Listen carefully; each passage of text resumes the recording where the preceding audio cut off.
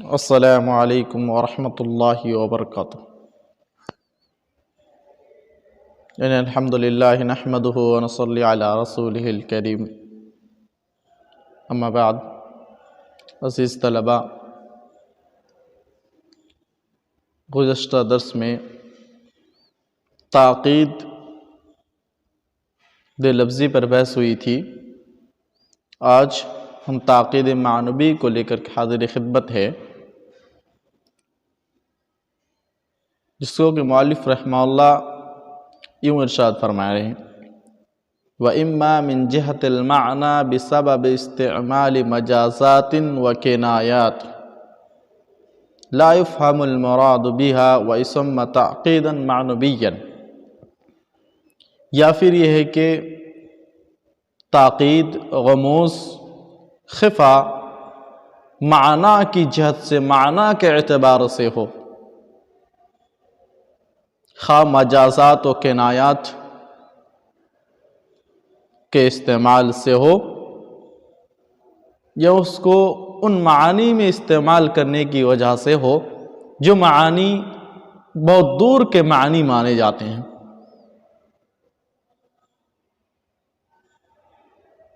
اور جس کے مفہوم جلدی سے سمجھ میں نہیں آتا، جس کی مراد جلدی سے سمجھ میں نہیں آتی۔ وَيُسَمَّى تَعْقِيدًا مَعْنَوِيًّا، اور اس طرح کے غموز و خفا کو تعقید معنوی کا نام دیا جاتا ہے۔ جیسے آپ کا یہ کہنا نشر الملک السنتہ فی المدینہ، کہ بادشاہ نے اپنی زبانوں کو شہر میں پھیلا دیا۔ مریداً جواسیسہ، اور السنتہ اپنے زبانوں سے مراد جاسوس لیتے ہوئے یہ جملہ کہنا۔ والصواب نشر عیونہ، جبکہ درست جملہ یہ ہونا چاہیے تھا کہ عیونہ انہوں نے اپنے جاسوسوں کو پھیلا دیا، یعنی نشر الملک عیونہ فی المدینہ۔ تو یہاں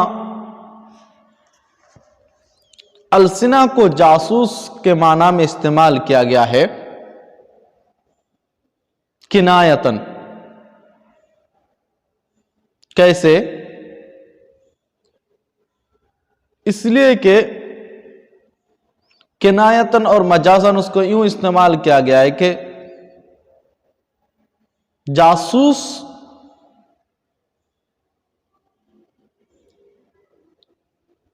وہ شخص ہوتے ہیں جو کسی کی بات کو کسی دوسرے کے پاس جا کر کے بیان کرتا ہے، ترجمانی کرتا ہے۔ تو اس اعتبار سے اس کو جاسوس کے معنی میں استعمال کر لیا گیا ہے کہ وہ السنہ ترجمہ کے معنی میں لے کر کے ترجمانی کے معنی میں لے لیا گیا ہے۔ حالانکہ جاسوس کو عیون کے لفظ سے استعمال کیا جاتا ہے جاسوس کے لیے، کیونکہ جاسوس کا یہ وہ خاص اعضاء ہے جس کو جاسوس کے لیے خصوصیت حاصل ہے، یعنی وہ کسی شخص کو دور سے دیکھ کر ہی اس کا اندازہ لگاتے ہیں، اور اس کے کلمات کا اندازہ لگاتے ہیں، اور دیکھ کر جاسوسیت والا عمل انجام دیتا ہے۔ تو خلاصہ کلام یہ ہے کہ السنہ یہاں جو ہے مجازاً استعمال کر لیا گیا ہے، حالانکہ اس کو عین یا عیون کا لفظ استعمال کرنا چاہیے تھا۔ بنابر السنہ کا معنی واضح نہیں ہو رہا ہے، اسی وجہ سے اس میں تاقید معنوی پائی جا رہی ہے۔ دوسری مثال مؤلف رحمہ اللہ ایک شعر کو لے کے آ رہے ہیں، ایک بیت ہے: سَأَطْلُبُ بُعْدَ الدَّارِ عَنْكُمْ لِتَقْرُبُوا وَتَسْكُبُوا عَيَانَيَا الدُّمُوعُ لِتَجْمُدَ، کہ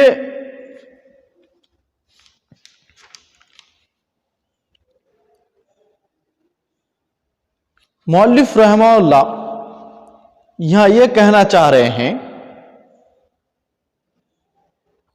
کہ میں تم سے مکان کی دوری چاہتا ہوں تاکہ تم قریب ہو جاؤ.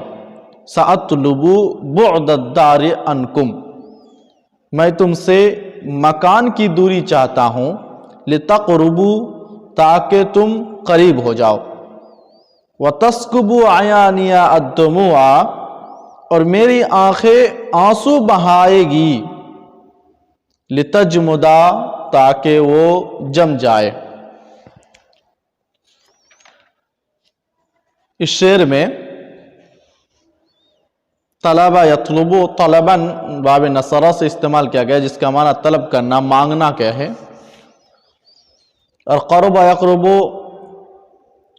قربا قرما سے قریب ہونا. سکب یسکب سکبا نصرہ سے ہی ہے، جس کا معنی پانی بہانے کے ہیں. دمع واحد ہے، دمع جس کا معنی آنسو کے ہے. جمد یجمد جمودا باب نصرہ سے ہے، جس کا معنی جم جانے کے ہیں. شعر مذکور میں محل استشہاد واضح ہے کہ اس میں دو کنایہ استعمال کیا گیا ہے. ایک تو آنسو کے جاری ہونے کو، آنسو کے بہنے کو حزن و غم سے کنایہ کیا گیا ہے، لیکن اس میں کوئی خلل، کوئی تعقید یا کوئی غموز نہیں ہے. اور دوسرا جمود عین کو، آنکھوں کے خشک ہو جانے کو فرح و سرور سے کنایہ کیا ہے.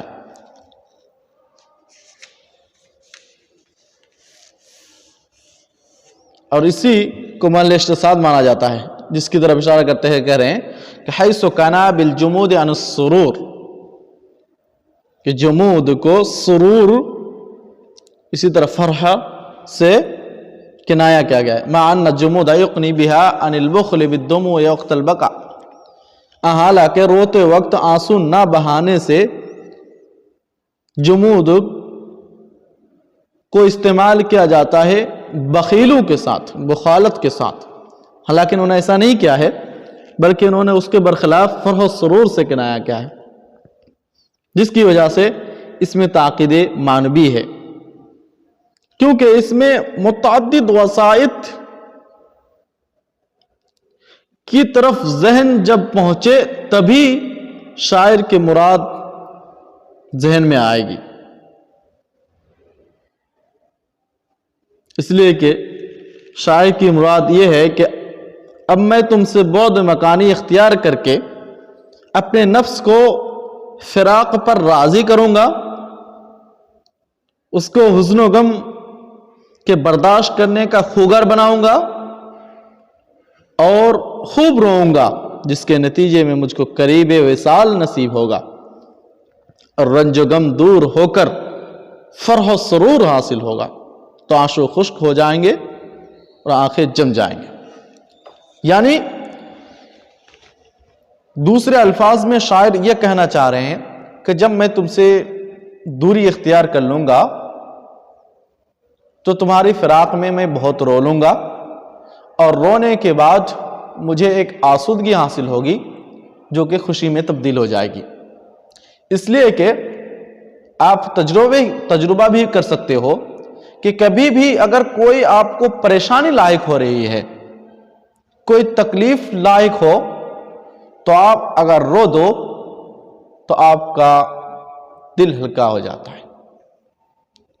آپ میں ایک طرح کی جو وزن پائی جا رہی تھی، وہ الجھن اور وہ وزن تخفیف ہو جاتے ہیں. اسی کی طرف اشارہ کرتے ہوئے مؤلف رحمہ اللہ نے اس میں تاکید معنوی کا استعمال کیا ہے. خلاصہ کلام یہ ہے کہ اس میں محل استشہاد جو ہے وہ جمود ہے، جس کو کہ فرح و سرور سے کنایہ کیا گیا ہے. اس کے بعد مؤلف رحمہ اللہ جب فصاحتی کلمہ اور فصاحتی کلام پر بحث کر چکے تب آخر میں فصاحت المتکلم کو لا رہے ہیں کہ وَفَصَاحَةُ الْمُتَكَلِّمِ مَلْكَةٌ يَقْتَدِرُ بِهَا التَّعْبِيرِ عَنِ الْمَقْصُودِ بِكَلَامٍ فَصِيحٍ فِي أَيِّ غَرْضٍ كَانَ،